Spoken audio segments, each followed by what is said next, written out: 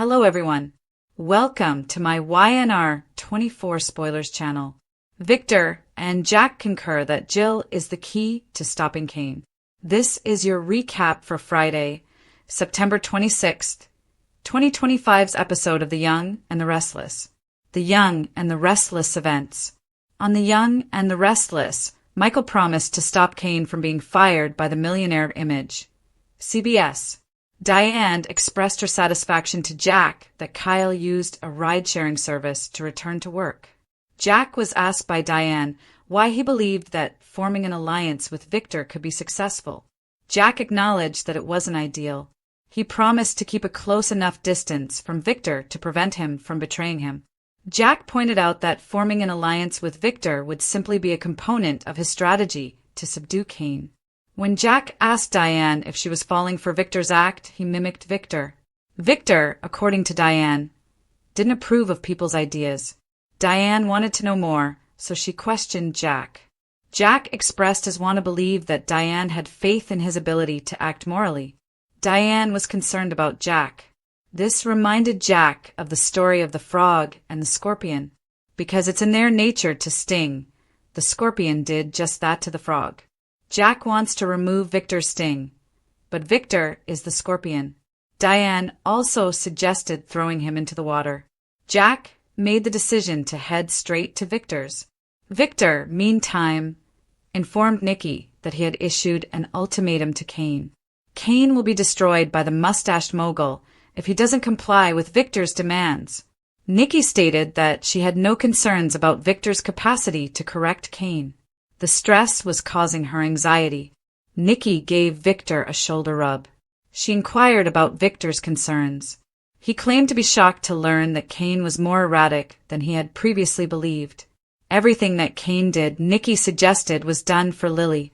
Victor implied that Jill was involved in all of this. Kane is attempting to throw everyone off balance, he noted. Kane is dangerous, but not wicked, Victor said. Chance, Carter, and Damien, who all passed away, might not feel that way, Nikki noted. Victor claimed that Kane should not have underestimated him. It could be hard to be Kane down, Victor remarked. He believed Jill could assist. Victor's security team called him. They had a surprise visitor. He answered the door. Jack was the one.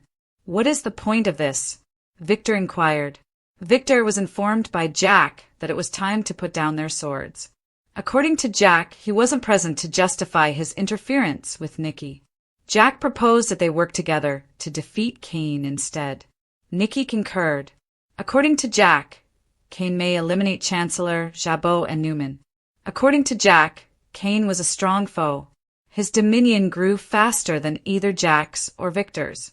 Victor told Jack that he had been given his empire. Jack mentioned Kane's AI software, which has the potential to completely destroy their businesses.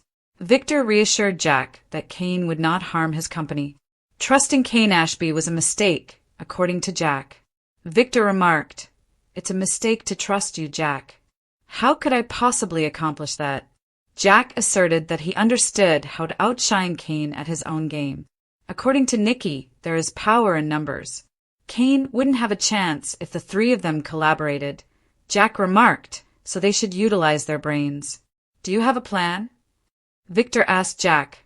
When Jack stated that Jill will be crucial to stopping Kane, Nikki and Victor exchanged glances. Michael, meantime, informed Kane that Victor's expression wasn't flattering. If Michael wanted to keep their arrangement a secret, Kane told him not to just stop by. Victor encouraged Michael not to collaborate with Kane, Michael informed Kane. Kane then asked Michael if he would have Victor's or his back. Michael and Victor were more than just business partners, Kane noted. According to Michael, he is a professional who typically keeps his emotional feelings apart. Talking sense into Billy is never easy, Michael added. Billy is still a threat, Kane said. Billy asked Michael if he was Billy's replacement, according to Michael. Are you?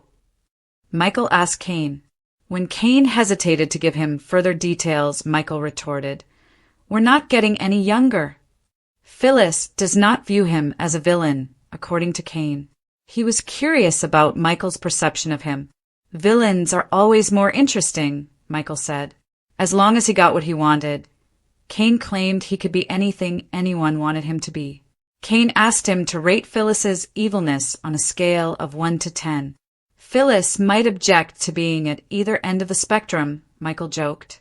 Kane was curious about Michael's motivation for wanting to collaborate with him. Michael stated that he would share his ideas with Kane since he was not forthright with them. His goal was to deter Kane from acting. He would stop at nothing to stop him if that didn't work. Michael claimed that he could assist Kane in achieving his goals.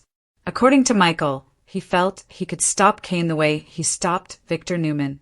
Kane was asked by Michael who he wanted to impress and punish. He hypothesized that Kane wished to win Lily over. Kane was reassured by Michael that he was considering his best interests. Yes, perhaps you could get an additional $1 billion. However, money is cold. To thrive, humans require caring relationships. You will feel so alone if you harm everyone. Kane claimed that instead of an ethics lesson, a coach, or an embrace, he needed allies. Kane promised to achieve all his objectives. Although he described Michael as a good man, he wasn't what he had anticipated. Michael inquired as to if he was being let go. Kane instructed him to leave without turning around. Michael questioned whether Kane was truly dumping him because of their initial argument. Kane stated that if Michael wasn't on his side, it would be improper for him to have him stay. Who's performing mind tricks now? Michael retorted. I respect him as a man, Kane remarked. Michael warned Kane, I'm going to do everything in my power to stop you from the outside because I couldn't get you to do the right thing from the inside out of respect for full disclosure. Kane answered, I wouldn't expect anything less. In the meanwhile, when the reunited couple enjoyed a drink at the jazz club, Billy toasted to Sally.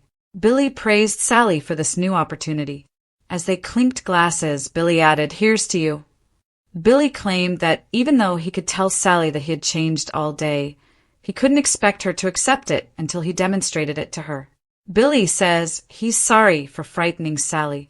Billy asked rhetorically, How could I not see that beautiful face? Billy recommended that they put the past behind them and look to the future.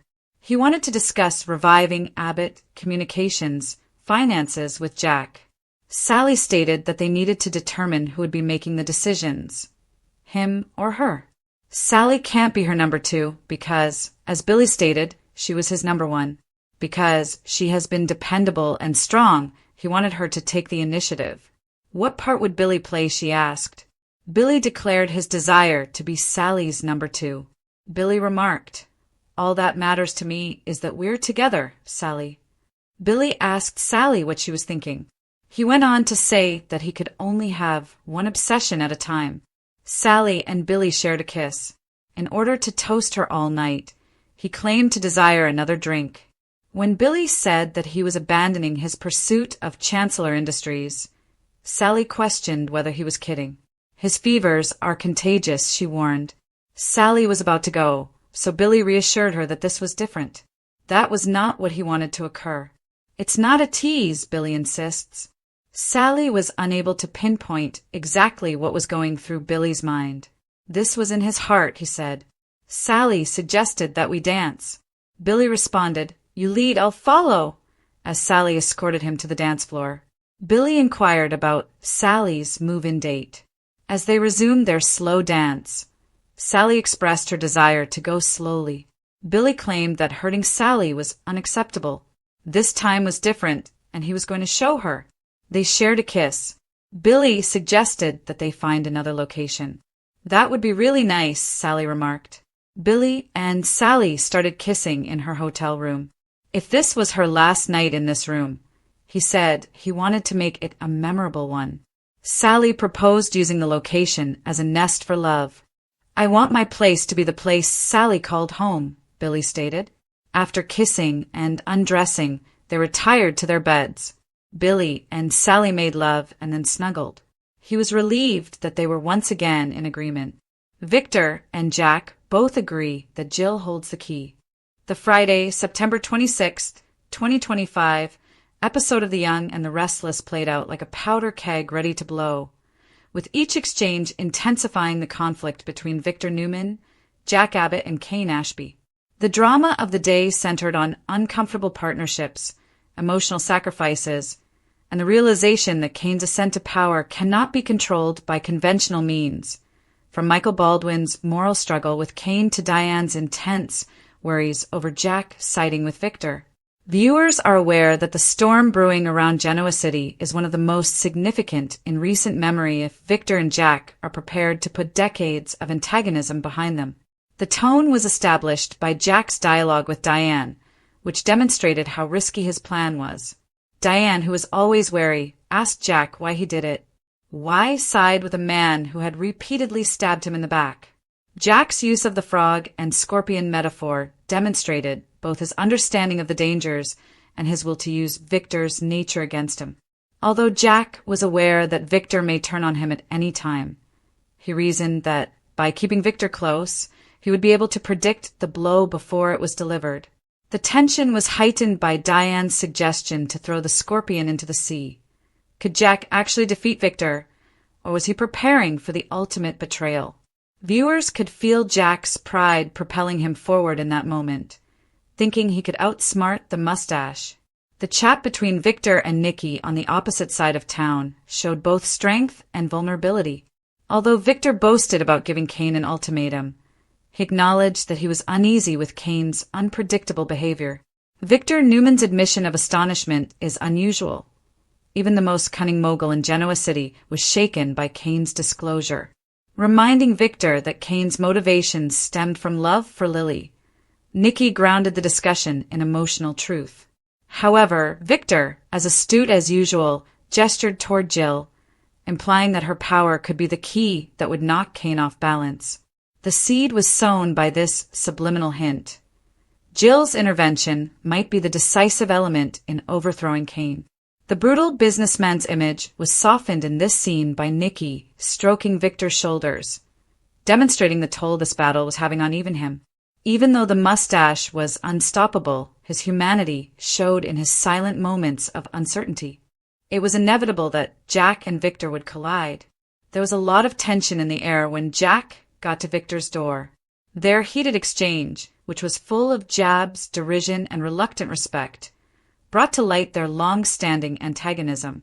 Jack mentioned Kane's AI program as a potential threat that may destroy Chancellor, Jabot, and Newman Enterprises from within. At first, Victor denied the fear, but Jack's insistence made him change his mind. The unusual triangle was solidified by Nikki's interruption, reminding them that power was in numbers. However, the relationship remained shaky due to Victor's scathing statement that it was just as foolish to trust Jack Abbott as it was to believe Kane. When Jack announced that Jill was the key, everything changed.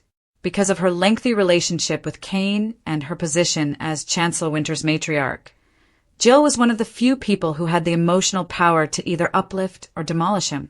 It was an action that transformed the discussion from one of strategic abstraction to one of personal conflict. Kane, meanwhile, came across as a character who was both endearing and menacing in his interactions with Michael Baldwin. Kane asked Michael if he thought Phyllis was a villain and pressed for evaluations of her moral range, playing with morality like a cat playing with a mouse.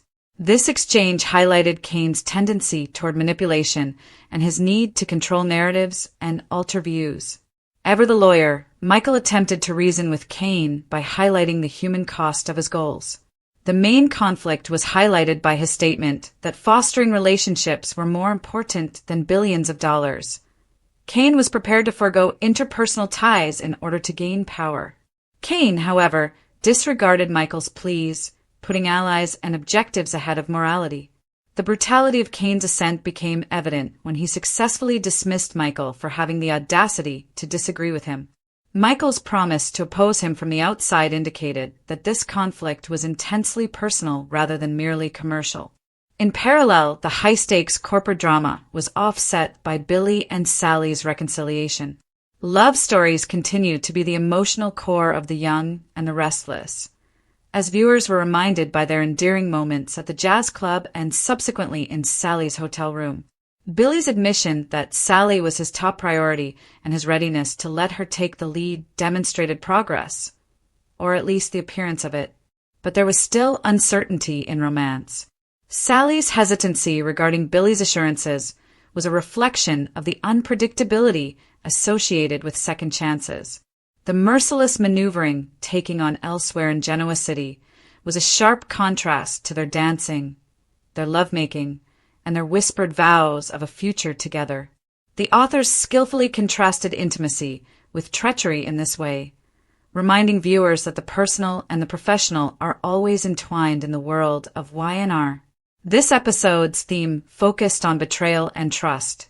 The question of whether people can truly change or always revert to their original nature was at the heart of Jack's struggle with the logic of siding with Victor. Victor's admission that Kane's unpredictable behavior shook him, Michael's decision to put conscience over loyalty, and Billy's assurance to Sally that he had changed. The story of the frog and the scorpion became the episode's symbolic beating heart. Kane may be another scorpion. Victor is the first, and Jack may even have poison in his stinger. Though fans are aware that in Genoa City, the sting almost always comes when you least expect it, each individual thought they could outsmart fate. And Jill comes next. Despite not being on screen in this episode, her presence hovered over the story like a ghost. Nikki, Jack, and Victor all concurred that Jill is essential to halting Kane. What does that signify, though? Will Jill support Kane because she is loyal to him, or will she see his danger and oppose him? Unafraid to take risks, Jill Abbott has always been a force to be reckoned with in Genoa City.